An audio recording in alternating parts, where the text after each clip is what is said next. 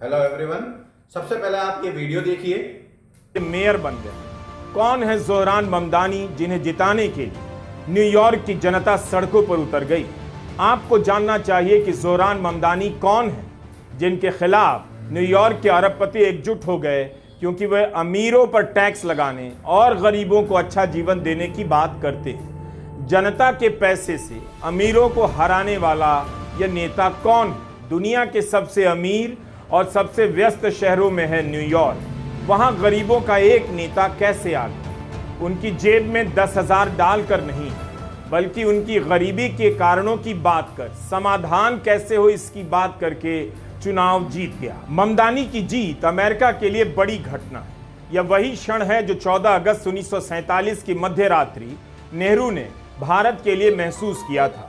New York के mayor का चुनाव जीतने वाले ममदानी नेहरू के ऐतिहासिक भाषण नियति के साक्षात्कार का सहारा लेते हैं। जिक्र करते हैं जब नेहरू ने कहा था, किसी भी देश के इतिहास में ऐसे क्षण विरले ही आते हैं जब वो पुराने को त्याग कर नए को अंगीकार करता है। न्यूयॉर्क ने ममदानी को चुनकर वही किया है।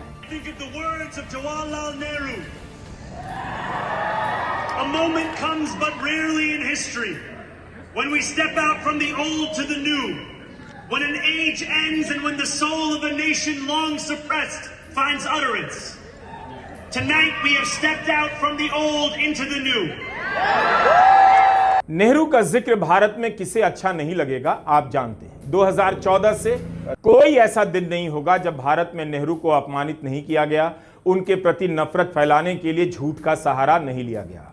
गोदी मीडिया ने नेहरू को अपराधी की तरह पेश किया, मगर न्यूयॉर्क में ममदानी का नेहरू को याद करना साधारण बात नहीं। नेहरू को अपमानित करने का सिलसिला किसी दिन नहीं रुकता है, मगर न्यूयॉर्क में ममदानी ने नेहरू का नाम लेकर बता दिया, नेहरू को व्हाट्सएप यूनिवर्सिटी की मेहनत से, उसके झूठ से नहीं मिटा सकते।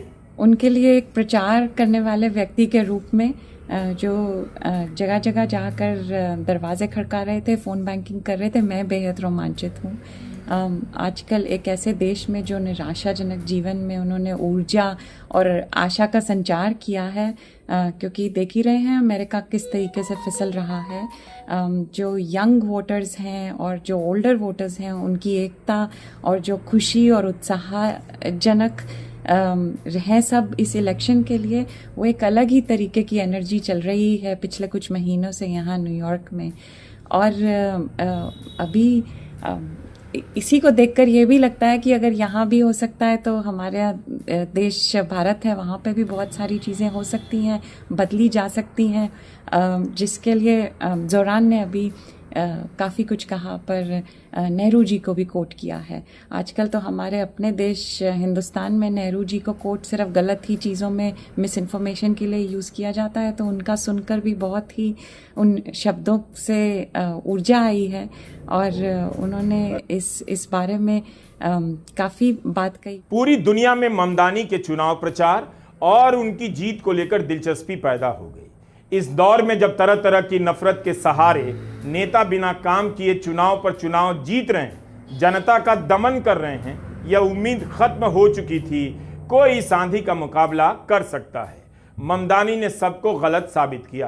ट्रंप के दोबारा राष्ट्रपति चुनाव जीत जाने के बाद जब डेमोक्रेट पार्टी के नेता पस्त हो गए, मैदान छोड़कर भाग गए, ट्रंप की बातों का विरोध करने वाला कोई नहीं बचा, उसी अमेरिका में इस खाली जगह को भरने के लिए ज़ोहरान ममदानी सड़कों पर उतरते हैं और पूछने लग जाते हैं कि आपने ट्रंप को वोट क्यों किया, डेमोक्रेट पार्टी से क्यों नाराज हैं, आपकी क्या मांगे हैं। इस वीडियो से निकल कर आया कि डेमोक्रेट के समझौतावादी राजनीति के कारण, अमीरों से दोस्ती और गलबहिया करने के कारण उनके वोटर निराश हो चुके थे और वोट करने नहीं गए। ममदानी का यह वीडियो अपने आप में क्रांतिकारी साबित हुआ। उसने डेमोक्रेट पार्टी को इशारा कर दिया कि आप पैसे वालों की गोद में बैठकर अपने वोटर के हितों से समझौता नहीं कर सकते। ममदानी का प्रचार आग की लपटों की तरह न्यूयॉर्क पूरी दुनिया में फैलने लगा। ट्रंप ने इमिग्रेंट यानी प्रवासियों को मारना, भगाना और दुत्कारना शुरू कर दिया। अमेरिका में रहने वाले अलग अलग देशों के लोग ट्रंप की बनाई ICE पुलिस की खौफ में जीने लगे। भारतीय प्रवासियों को हथकड़ी पहनाकर अमृतसर भेज दिया गया। प्रधानमंत्री मोदी उनकी गरिमा के सवाल को लेकर ट्रंप के सामने दो शब्द नहीं कह पाए। जब बड़े बड़े नेता ट्रंप की नफरत की राजनीति के खिलाफ भाग खड़े हुए, ममदानी मैदान में उतर गए और चुनाव जीत गए। New York will remain a city of immigrants, a city built by immigrants, powered by immigrants, and as of tonight, led by an immigrant. New York को इमिग्रेंट का शहर माना जाता है। 150 से अधिक देशों के लोग यहां रहते हैं। ट्रंप ने इमिग्रेंट के खिलाफ भय फैलाकर चुनाव जीता।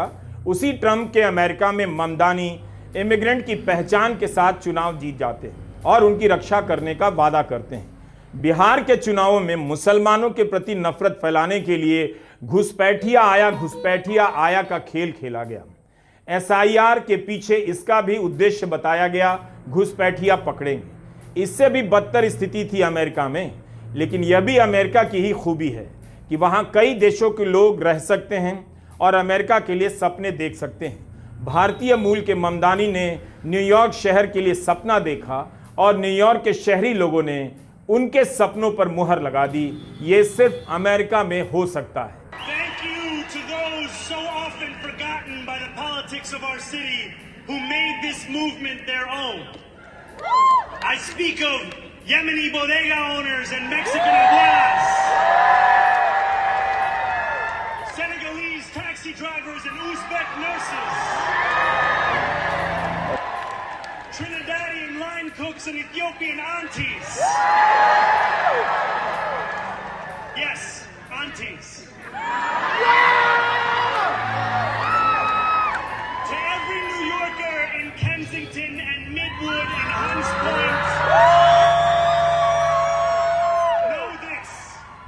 This city is your city and this democracy is yours too. इसलिए ममदानी की जीत और उनके प्रचार को महत्व दिया जा रहा है। प्रेमचंद की एक पंक्ति है, बिगाड़ के डर से ईमान की बात नहीं कहोगे। ममदानी ने यह नहीं सोचा न्यूयॉर्क की यहूदी लॉबी उनका विरोध करेगी तो चुनाव हार जाएंगे। इस डर को झटक कर फिलिस्तीन के लिए उन्होंने आवाज उठाई, नेतन्याहू को युद्ध अपराधी कहा। उन्होंने यह भी नहीं सोचा कि न्यूयॉर्क में भारतीय मूल के लोग रहते हैं, उन्हें वोट नहीं देंगे। उन्होंने अपने प्रचार में गुजरात दंगों का जिक्र किया, जिसका उल्लेख भारत में नेता डर के मारे नहीं करते कि ध्रुवीकरण ना हो जाए। ममदानी ने प्रचार के दौरान प्रधानमंत्री मोदी की भी आलोचना की। इसके बाद भी उन्हें भारतीयों का समर्थन मिला और यहूदी समुदाय का भी।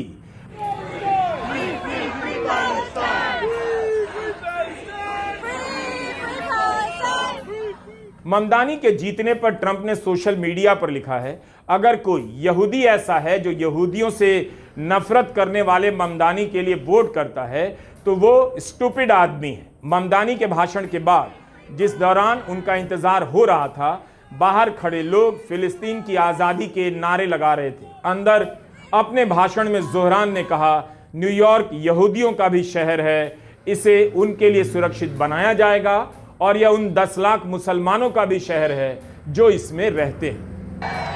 And we will build a city hall that stands steadfast alongside Jewish New Yorkers and does not waver in the fight against the scourge of anti-Semitism.